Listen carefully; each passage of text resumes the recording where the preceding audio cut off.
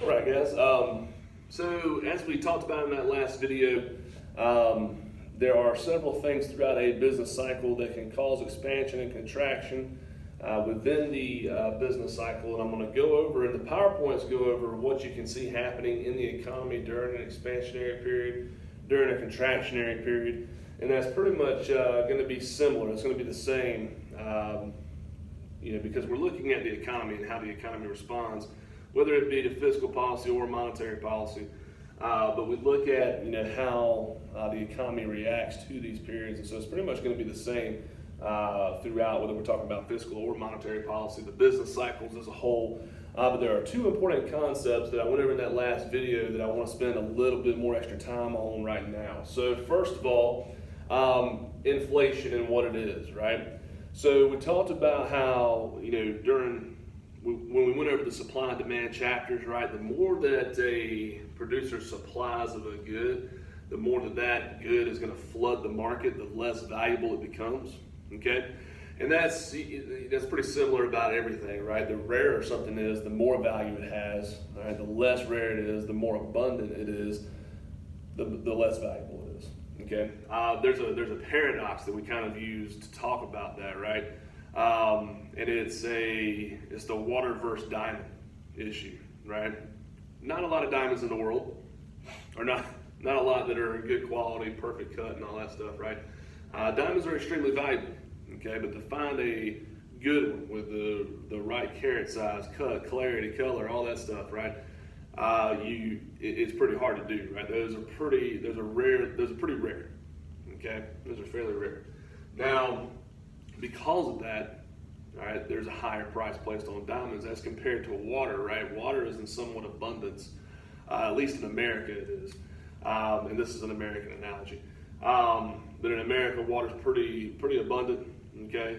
Whether you're talking about free-flowing water, ponds, streams, rivers, and stuff like that, whether you're talking about drinking water, if you go to the store, you always have an abundance of water. Water is not as expensive, right? And water is definitely something that you need to live, whereas diamonds are definitely a luxury. It's kind of a paradox there. But anyway,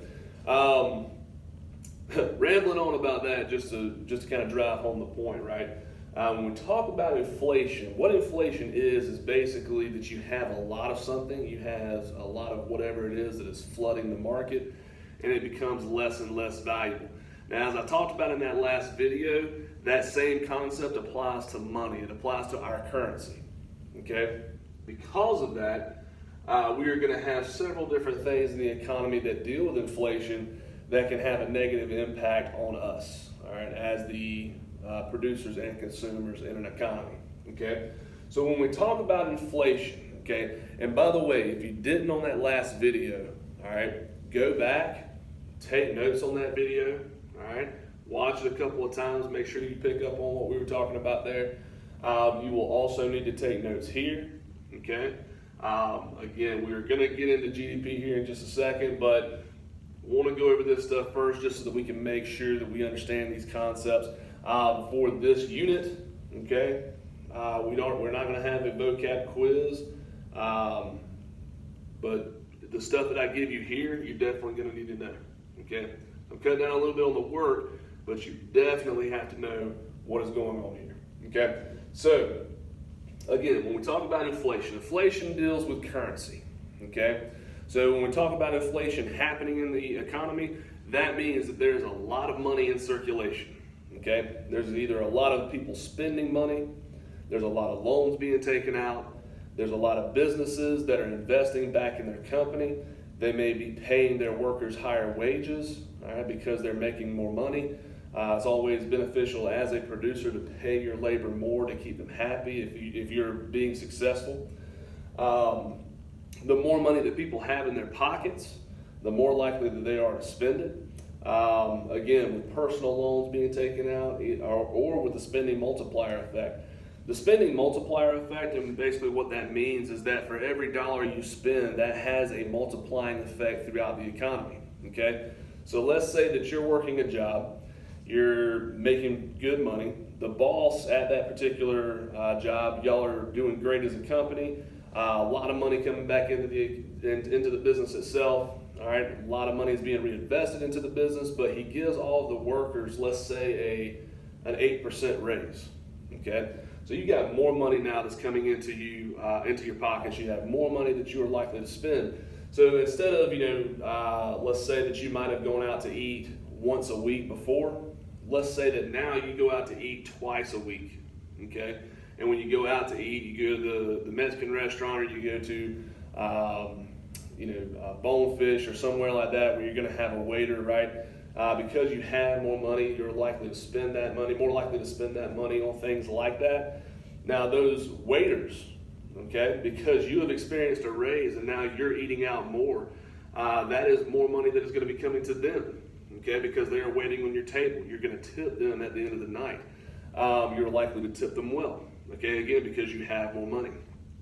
That waiter takes in that money, or that increase in business, that increase in the amount of people that are coming out to that restaurant, and they are likely to do something similar with their money, right? Because they have more money coming in, they might, go out to eat, or they might buy more goods, or they might do something with that money. So the money has a ripple effect throughout the economy, okay? And again, it's not just happening with one person or a handful of people. It is happening with thousands, tens of thousands, and sometimes hundreds of thousands of people at a time. And when that happens throughout the economy, that has a massive ripple effect, okay? I can tell you right now, if and when yours truly here ever gets a huge raise, I'm gonna get a boat, all right? And that's gonna have a ripple effect, right? But I mean, again, it's not just me that would be experiencing that raise. It would be, in our county, hundreds, thousands of teachers, not hundreds of thousands, but thousands of teachers that would be experiencing a raise, and they're likely to buy more things with that particular good. Okay, so anyway, as that happens, all right, spending multiplier effect is taking place, money's rippling through the economy. As it's happening with people having more money in their pockets to spend, more willing to take out loans, businesses willing to take out those loans and do the same. This could be coupled with things that the government is doing to maybe try to increase the economy, to try to grow the economy. Might have been experiencing a period of stagnation, and by the time that their particular plan goes into effect, the economy is already kind of growing itself. And then you might have tax cuts that are implemented, or you might have deregulation occurring. You might have a significant kickback or a restructuring of the tax brackets, whatever it is, right? They had an expansionary fiscal policy that they implemented, and it actually came into effect during a period of expansion. That's only going to continue to grow the economy at a pretty rapid rate. It could also be coupled possibly with a Fed policy, with a Federal Reserve monetary policy that is geared towards expansion. So you might have a decrease in the interest rates, which are going to increase the desire for people to go out and take out loans, because if the interest rates are low, you want to take advantage of those lower rates, those lower interest rates. So you may borrow more money. Now may be the time that you want to go out and buy a car. In my case, buy a boat. You might need a loan for that. You could go out and buy your first home if you've been saving for that and you want to take advantage of low interest rates. So anything like that could be happening. But what that does, it ties up a lot of money over time. There's a lot of money coming into the economy during that time period. And one of those things that I just listed could be happening. Two of those things, or all of those things, could be happening at the same time. Okay? And so during that time, because there's so much money in circulation, you have inflation. Okay? Inflation will occur. These are the levels of inflation that we might see. Okay? And this is the reason why we're going to have some type of regulatory process to really curb inflation. Right? Excuse me. To stop it from happening. Okay. So when we talk about inflation, inflation occurs because more money is being spent. There's more money in circulation. Inflation is always going to be occurring, however. Okay, we talked about a healthy economy will be experiencing an inflation rate of right at or just below 3%. Okay, that level, and I'll just put that 3% out here. That level is called creeping inflation. That is generally always happening, and you want that to always happen. You want your economy to be growing. You want your businesses to be reinvesting. You want your wages going up. All right. You want people spending money into the economy. It's always a good thing. As long as it's kept in check, okay, this is a good thing. Our economy right now is at this period. The economy is doing very well. All right, it's trending upwards. We're in an expansionary period. This is a good thing. Okay. Now, if you experience, let's say that one of those examples that I talked about, let's say that you have a lot of money that is being spent into the economy. All right, let's say that you had a period of stagnation where wages weren't going up, businesses were not reinvesting, there was more production, okay, and more goods were being produced, but because wages were not rising and because people were not getting paid more, those things tended to stay on the shelf, so businesses weren't selling as much. There's a period of stagnation, okay? So let's say that the government tried to step in and do something, okay? Warning, when the government steps in and tries to do something, it is generally not going to be great. But anyway, we'll see. But let's say that they come up with a plan. It takes Congress, and it takes them forever to do anything anyway. So let's say that they devise a plan over a period of several months that is going to help to put an end to this period of stagnation, right? And they're wanting to decrease, let's say that they want to decrease taxes, corporate taxes and personal income taxes, whatever it may be. Let's say that they're going to vote on that. Let's say that at the same time, people are reporting to their local Fed, all right, because we do have branches of the Federal Reserve across the nation. Let's say that people are reporting to those branches that they're experiencing this stagnation as well. All right, that gets reported to the Maine Federal Reserve. Again, we'll cover all this later. The Maine Federal Reserve, the federal chairperson, is going to make a decision possibly to implement a loose money policy, all right, possibly to lower interest rates.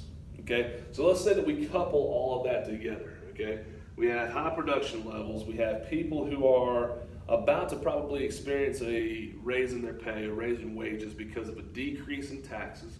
And let's say that that is coupled with the fact that you have the Federal Reserve who is issuing this loose money policy, okay, decreasing interest rates.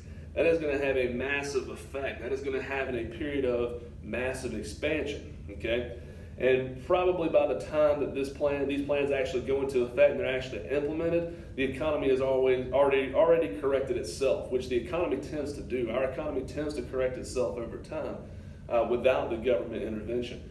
And so, let's say that we're starting to come out of this period of stagnation at the same time that the tax cuts hit, and at the same time that the interest rates cut hit. That is going to lead to pretty significant inflation in the short term. The reason is because people are now experiencing more money in their pocket, low interest rates, lower taxes. All right, this could lead to a situation, okay? That was a long drawn out scenario, but this could lead to a situation where you have something that is called galloping inflation, okay? Inflation that is, kind of kicking up. This could be very short term. If this is a long-term problem, this is bad. It's usually very short term where you may see inflation rates of upwards of 15%. Okay? Again, that is bad if that happens over a long period of time.